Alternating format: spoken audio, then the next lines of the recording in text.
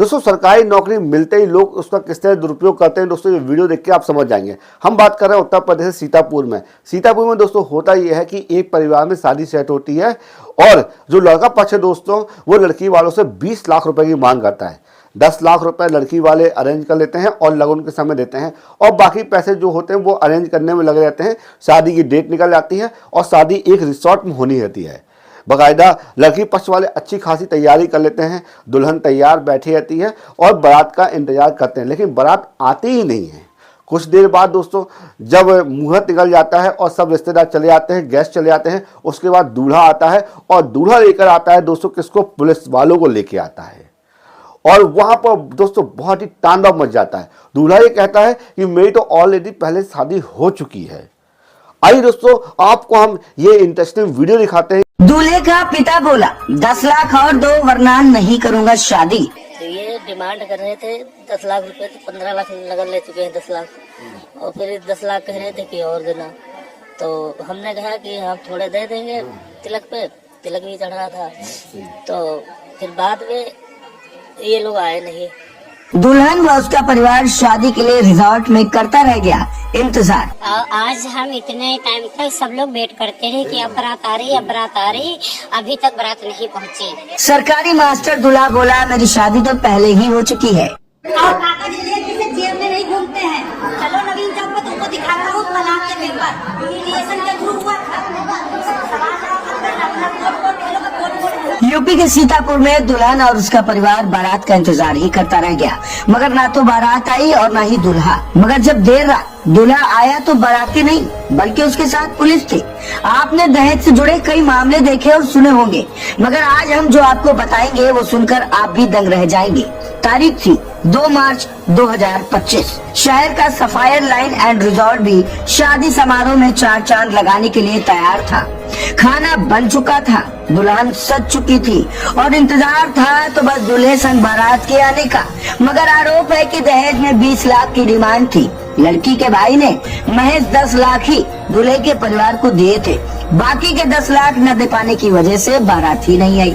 दरअसल बीते 3 मार्च को सीतापुर एसपी चक्रेश मिश्रा को तरफ से एक प्रार्थना पत्र दिया गया, जिसके अनुसार अपनी बहनदा की शादी 32 वर्षीय अभिषेक मिश्रा उर्फ सोनू पुत्र विनोद मिश्रा निवासी नवीन चौक थाना रामकोट से तय की थी। लड़के के पक्ष ने अच्छी व्यवस्था के लिए पीड़ित परिवार से कहा था, लिहाजा लड़की पक्ष की तरफ से 13 दिसंबर को राजस्थानी रेस्टोरेंट में एंगेजमेंट व परीक्षा समारोह करवाया गया था। प्रार्थना पत्र की माने तो समारोह के दौरान दोनों पक्षों की तरफ से करीब 50-50 लोग कार्यक्रम में शामिल हुए थे।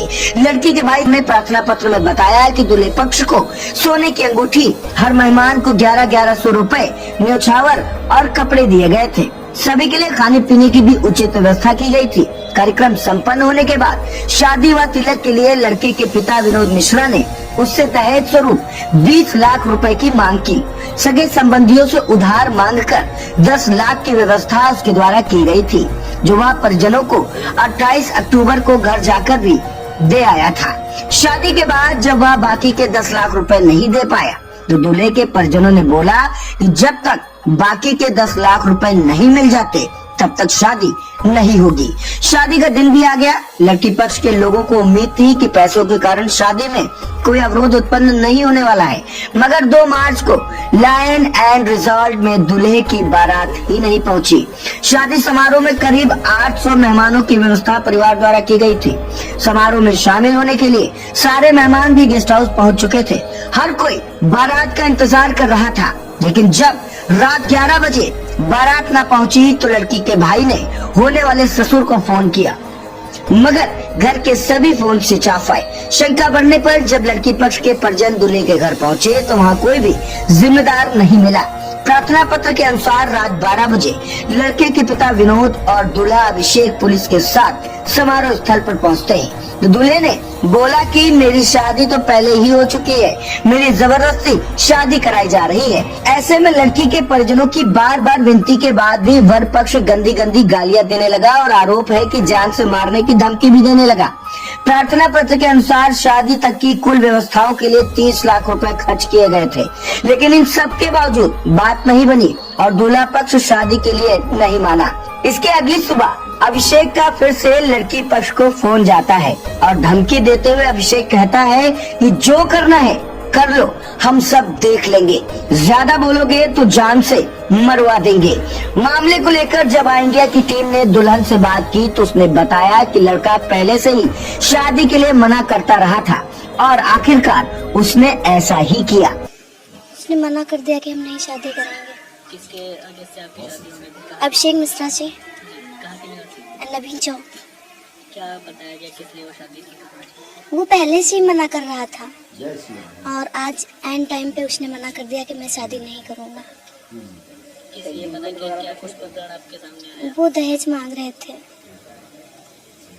कब आपकी एंगेजमेंट हुई थी? 13 दिसंबर को। कब शादी होने वाली थी?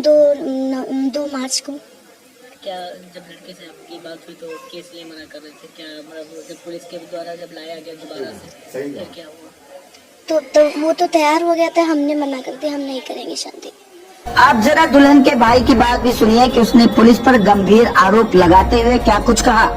हमारी बहन की शादी थी, नवीन चौक से शादी थी। अभिषेक मिश्रा और को सोनू अध्यापक है, कचनार में पढ़ाते हैं। तो ये डिमांड कर रहे थे 10 लाख रुपए, तो 15 लाख नगद ले चुके हैं, 10 लाख, और फिर 10 लाख कह रहे थे कि और देना। तो हमने कहा कि हम थोड़े दे देंगे तिलक पे, तिलक भी चढ़ रहा था। तो फिर बाद में ये लोग आए नहीं। बाद में ये भी सुनने को मिला उसका अफेयर है, लड़का करना नहीं चाह रहा। बाप और मातारी जबरदस्ती उसको शादी करवाना चाह रहे हैं और उसका अफेयर है, उसी की टीचर है कहीं, उसी के साथ में इसका अफेयर है, ये सुनने को मिला है। इसको ये भाग गया, इसका नंबर ट्रेस किया गया, तब ये ढूंढ के लाया गया 11:30 बजे पुलिस वालों ने। तब यहाँ पुलिस वालों ने आया लेके, फिर देखा ये, तो हम लोगों ने कहा कि हम नहीं शादी ऐसे करेंगे। फिर वो लोग चले गए। फिर उसके बाद क्या हुआ? उसके बाद कुछ नहीं, हम लोग थाने वहाँ गए, SP ऑफिस, वहाँ थे नहीं सर, कोतवाली गए तो वो गए राम कोर्ट जाओ। उसके बाद हम लोग यहीं बैठे। जब पुलिस वाले के पास लड़का दोबारा लाया गया, फिर उसके बाद क्या बताया लड़के ने? दूसरे दरोगा जी और 1-2 पुलिस वाले हैं, वो यहाँ लड़की पक्ष को हम लोगों को खूब हड़का गए, कह रहे कि जेल में डाल देंगे तुम लोगों को, ये है वो है, दबाव है उनके यहाँ, अधिकारी है, कप्तान है उनके यहाँ रेंज में, तो वो सब अधिकारी लोग उनके पर दबाव डाल रहे हैं हम लोगों पे दरोगा से कह के।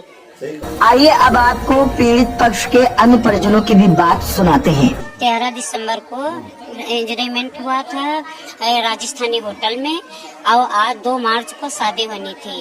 और आज हम इतने टाइम तक सब लोग वेट करते रहे कि अब बारात आ रही, अब बारात आ रही, अभी तक बारात नहीं पहुंची। वो दहेज की मांग कर रहे हैं, तो हम लोग जब मतलब इंतजार करते रहे, उसके बाद में जब पूछा गया बारात क्यों नहीं आ रही, तो कहने लगे कि हमको दहेज दिया जाए। वो 10 लाख रुपए और मांग रहे थे, 10 लाख रुपए दिए गए थे। हाँ, और सरकारी गवर्नमेंट जवाब कर रहा है, मास्टर है, इसलिए मतलब उसको और चाहिए, तो इसीलिए उन्हें मने बारात लेके नहीं आए। वो नवीन चौक के थे। हाँ, 2 मार्च को शादी होने वाली थी और बारात नहीं अभी तक नहीं लेके आए। हम लोग कितने बजे तक आप लोगों ने बारात का? हम 11 बजे तक, 11-12 बजे तक वेट कर रहे हैं, वो नहीं आए। तब पता किया गया तो कहे हम बारात नहीं लेके आएंगे, दहेज की मांग में बारात नहीं लेके आए, अभी तक नहीं लेके आए। पुलिस में शिकायत? हाँ, पुलिस में शिकायत की गई। हाँ, तो कोई कार्रवाई नहीं हो रही, कोई नहीं कार्रवाई हो रही थी। कहाँ पर ये शादी? ये सफाया गेस्ट हाउस गौशाला। क्या आए नहीं, भागे भागे घूम रहे।